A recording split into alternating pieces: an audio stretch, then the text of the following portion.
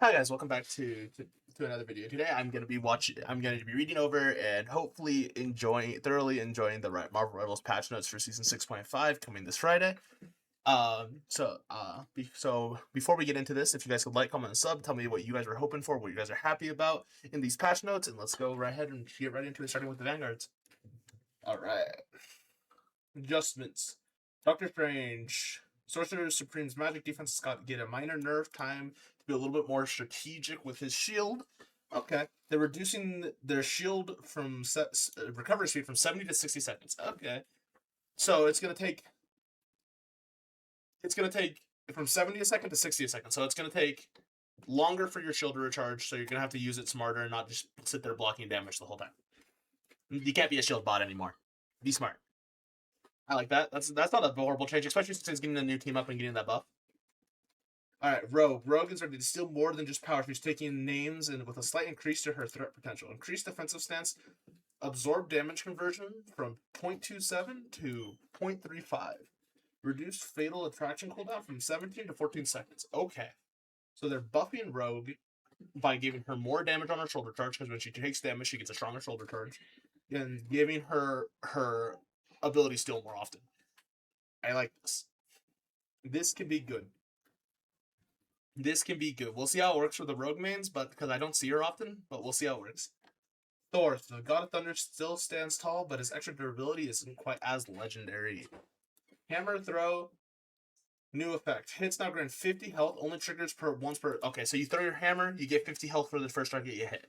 I like that. I think that can be really helpful for Thor because he does lack in healing at range. When he's close up, he can sit there and spam his shields by getting his left shift off, getting his abilities, but at range he struggles. Reduced bonus health provided by Storm Surge from 75 to 50. So they're taking 25 health, but they're taking 25 health, but they're giving him a 50 health. So he gets 25 health overall, because they're giving him 50 heal here with just 25 health reduction here. I like that. I do like this. I think this is a good Thor change.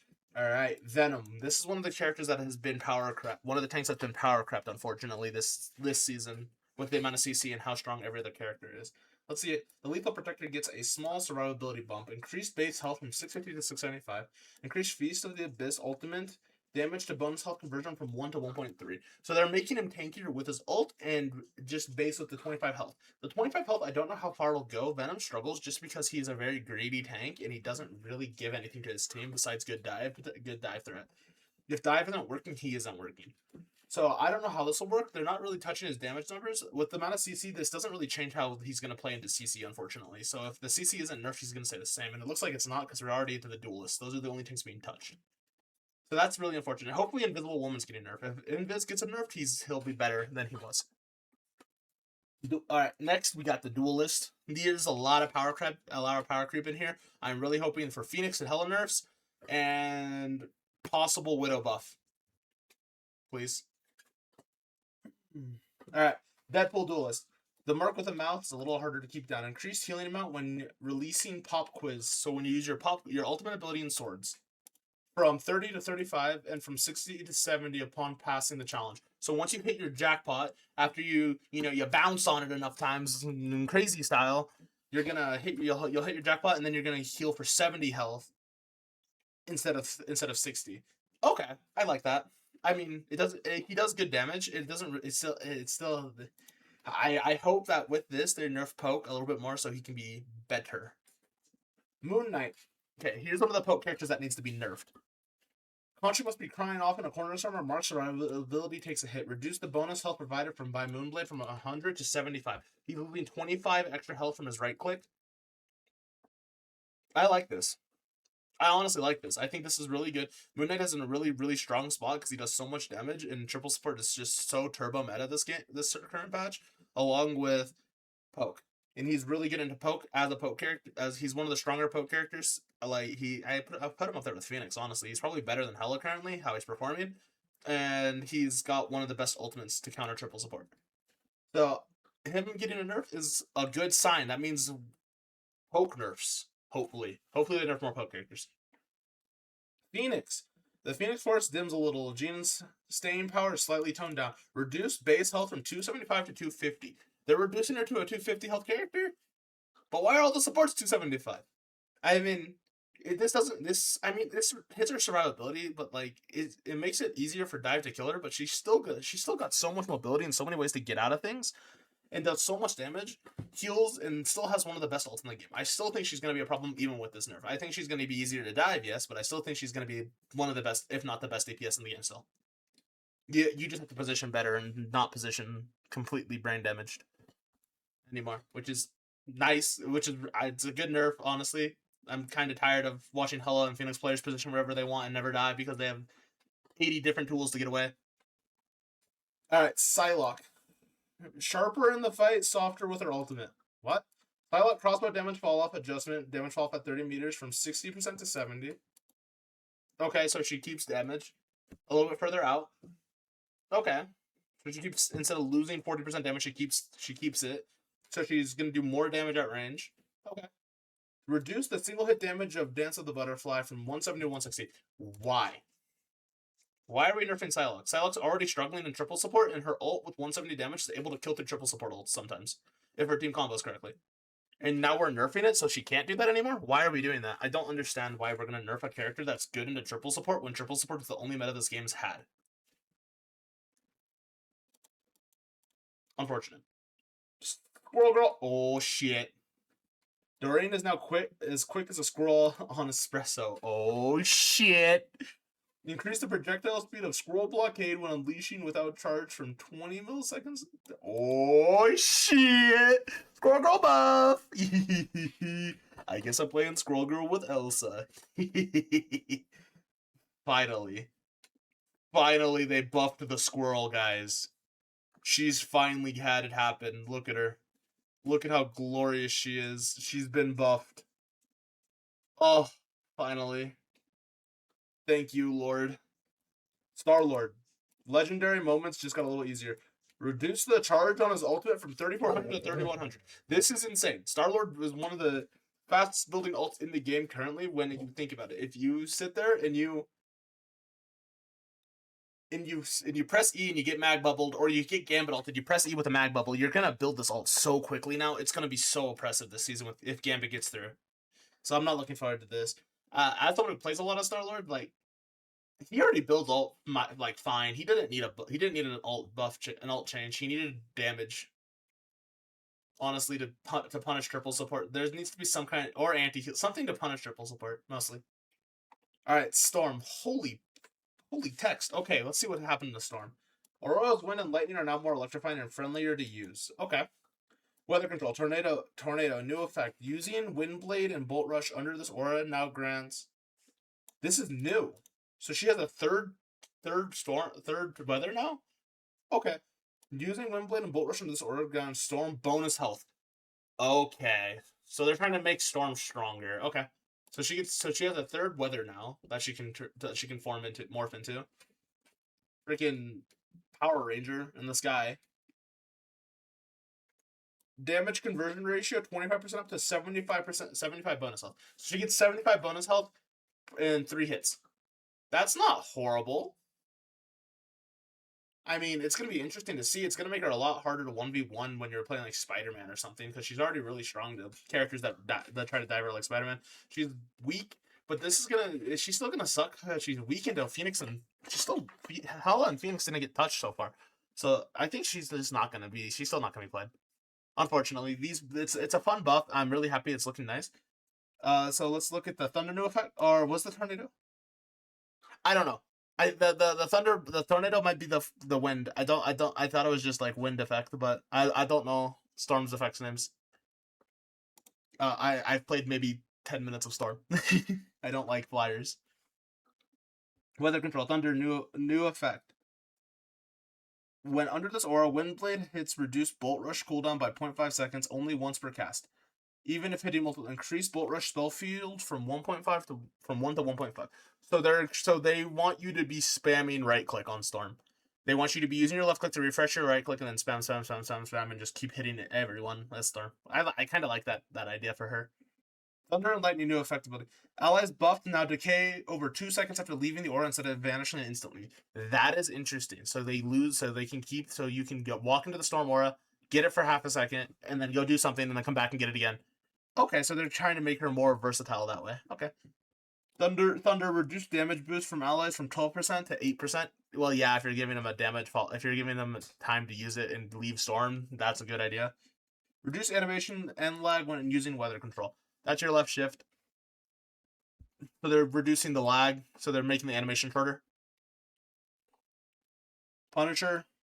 Frank Castle's ultimate justice now comes faster. Lock and load.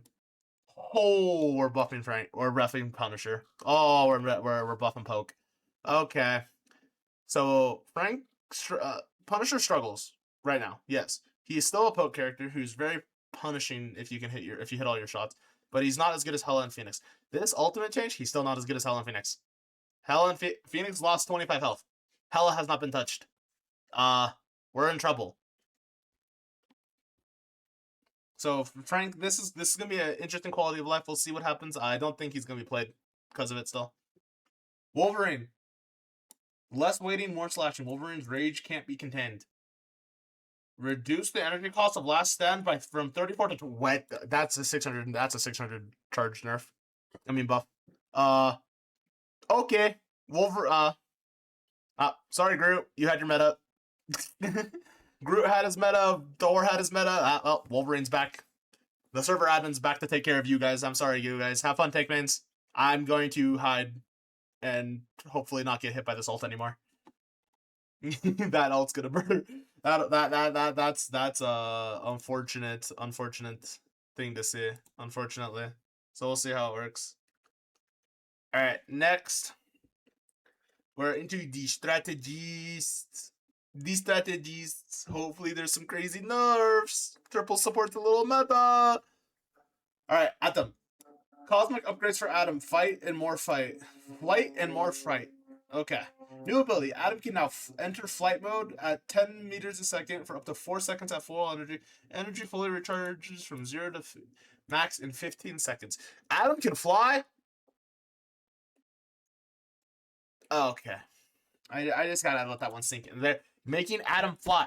New spell. Adam can now hover and attack during the... What? Adam buff. Can we not buff supports in triple support meta when it's still just really, really hard to play against? Inviswoman. Sue Storm's control game is a little bit less relentless. Increase the cooldown of force physics from 8 to 10 seconds. Her push-pull got reduced.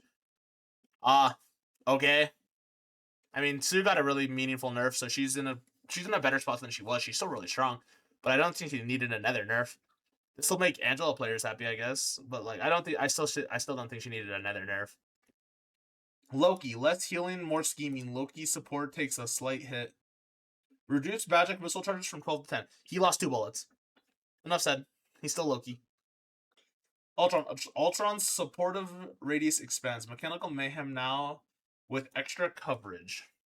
Increased the drone range from 30 to 35 meters. Ultron, baby! Triple support, so they buffed 2 supports, nerfed 2 supports. I don't like this at all because none of the healing numbers are being touched.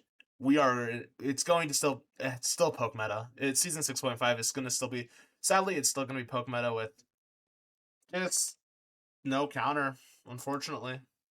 So I guess we're in poke meta still. I guess.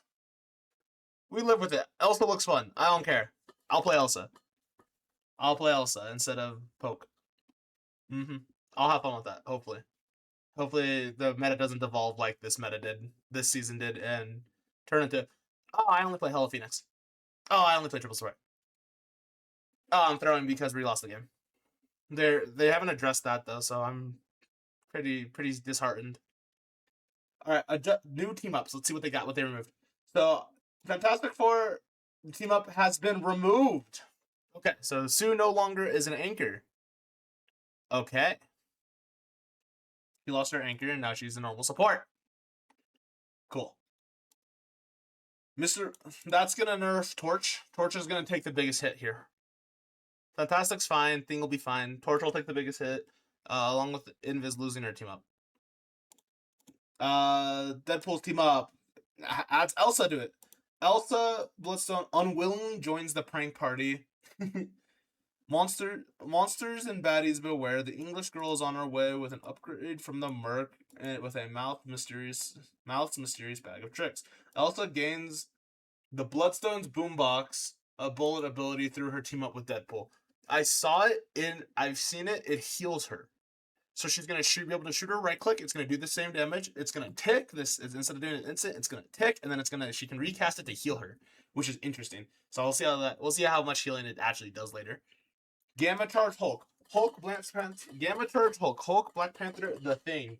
He's packing more of a punch. It's clobbering time. Supercharged with the Gamma Twist. The Thing joins. He joins the Gamma team up with Hulk. I saw it. He does more damage and heals more. The Pain Brothers are in town. The memes are going to be amazing. I am ready to watch the Pain Brothers go to work on my backline. I'm gonna feel bad for my Cloak and Dagger when she gets jumped on by a Thing and a Hulk, and then they proceed to rip her in half. And I go, oh, my bad. And then she says, GG, no peel. And I go, oh, my bad. We'll see. All right. Rocket Network. Mr. Fantastic is added here. Okay. Flexible tech meets Fury Firepower. Prepare for stretchy solutions and Raccoon Field Chaos. Mr. Fantastic connects to the network and unlocks the Fantastic Amplifier ability through his team up. I saw that he can go over 100 charge. I wonder what it does when you go over. What you get as a buff for going over 100 charge on him and then inflating. So, depending on what the numbers look like, which we don't have numbers here for it, unfortunately. I wonder why.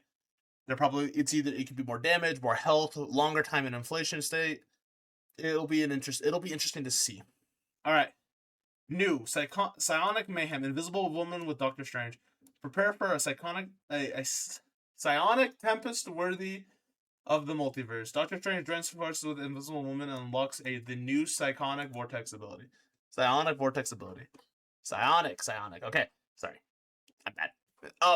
So I saw this. When he presses E, he gives shield to his team and pulls enemies in.